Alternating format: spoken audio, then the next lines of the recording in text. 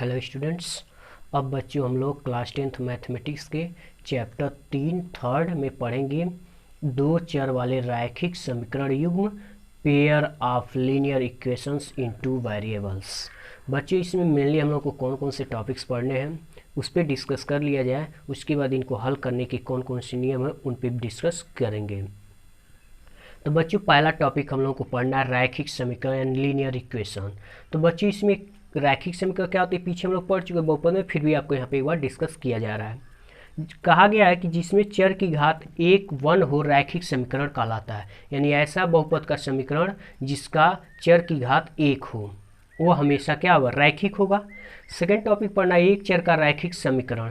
तो ऐसा बहुपद जिसमें केवल एक चर हो, यानी इसका व्यापक समीकरण ax प्लस बी होता है जहाँ a नॉट इक्वल टू 0, यानी ये जो चर के पास है वह 0 नहीं होना चाहिए, क्योंकि वो 0 हो जाएगा तो कभी आपका एक चर नहीं मिलेगा। ऐसे बच्चों सेकेंड थर्ड कंडीशन पढ़ना दो चर का रैखिक समीकरण, यानी इसमें अब क्या होने चाहिए, दो चर होने चाहिए। तो इसका व्यापक समीकरण ax plus B Y plus C होता है, और इसमें क्या होता है a नॉट इक्वल टू 0 और b नॉट इक्वल टू 0, यानी इसमें भी आपके चर ax और by के पास जो है वो कभी जो उसके साथ गुणांक है वो 0 नहीं होने चाहिए। ऐसे बच्चों फोर्थ कंडीशन हम लोग को पढ़ना है दो चर का रैखिक समीकरण का हल। तो बच्चों यदि दो चर के युग्म समीकरण a1x plus b1y plus c1 व a2x plus b2y plus c2 हो तो तीन स्थिति प्राप्त होती है। इस कंडीशन के आधार पर हम लोग को तीन कंडीशन प्राप्त होते हैं। पहला कंडीशन ये होता है a1 बटा a2 not equal to b1 बटा b2। इस कंडीशन में बच्चों हम लोग को रेखाएं एक दूसरे को प्रतिच्छेदित करती हैं। प्रतिच्छेदित करने का मतलब किसी एक बिंदु पर एक दोनों एक दूसरे को काटेंगे। तो बच्चों ये देख रहे हो एक बिंदु पर काट रहे हैं, इसलिए इसके केवल एक हल होते हैं, और जब कोई हल प्राप्त होता है उस कंडीशन में संगत हल प्राप्त होते हैं। सेकेंड मिलता है a1 बटा a2 बराबर b1 बटा b2 not equal to c1 बटा c2। तो बच्चों इस कंडीशन में दो रेखाएं एक दूसरे को समांतर मिलती हैं।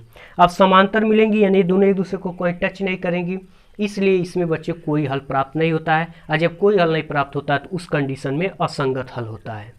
ऐसे बच्चों थर्ड a1 बटा a2 बराबर b1 बटा b2 बराबर c1 बटा c2।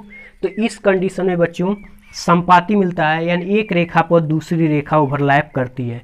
तो आप जानते हैं रेखाओं में असंख्य बिंदु होते हैं, तो हर बिंदु यानी असंख्य बिंदुओं पे एक दूसरे को ओवरलैप कर रहे हैं, क्योंकि एक दूसरे के ऊपर है और हर बिंदु पे टच कर रहे हैं, और रेखाओं में असंख्य बिंदु होते हैं। इसलिए बच्चों इस संपाती में अपरिमित रूप से अनेक हल होते हैं, यानी असंख्य हल होते हैं। और जब आप जानते हैं कोई हल होता है तो उस कंडीशन में क्या होते हैं, संगत हल प्राप्त होते हैं। तो मेनली बच्चों हम लोग को अध्याय 3 में इन टॉपिक्स को पढ़ना है, इन कंडीशन को भी बहुत अच्छे से याद रखना है। उसके बाद बच्चों इन समीकरण युग्मों को हल करने के नियम हैं। वो तीन नियम हैं, प्रतिस्थापन विधि, विलोपन विधि और वज्रगुणन विधि, यानी सब्स्टिट्यूशन मेथड, इलिमिनेशन मेथड और क्रॉस मल्टीप्लिकेशन मेथड। तो बच्चों नेक्स्ट वीडियो में हम उन पे डिस्कस करेंगे इन तीनों विधियों को किस प्रकार से इन समीकरण युग्मों को हल किया जाएगा। तो इस तरह से बच्चों मेनली आपको इन टॉपिक्स को इस चैप्टर में पढ़ना है और समझ के पढ़ना है, और ये याद करने में काफ़ी आसान होगा बच्चों कि आप यहाँ से दोनों की तुलना करेंगे इनसे, और उसके बाद बच्चों आप बस ऐसे याद रखेंगे कि a1 बटा a2 not equal to b1 बटा b2 है, यानी पहले ब्लॉक है, फिर उसका पहला खुला है दरवाजा, तीसरा ब्लॉक है, अब तीसरे में तीनों दरवाजे खुल गए। इस तरह से आपको क्या होंगे, प्रतिच्छेदित, समांतर और संपाती मिलेंगे। तो बच्चों इन्हें आप अच्छे से समझ लेंगे, क्योंकि इनके बिना आप इस चैप्टर को अच्छे से समझ नहीं पाएंगे, क्योंकि यही आपका मेनली आपका इस चैप्टर का कह सकते हैं कि रूट है, मूल जड़ है। तो बच्चे इन्हें आप अच्छे से समझ लेंगे।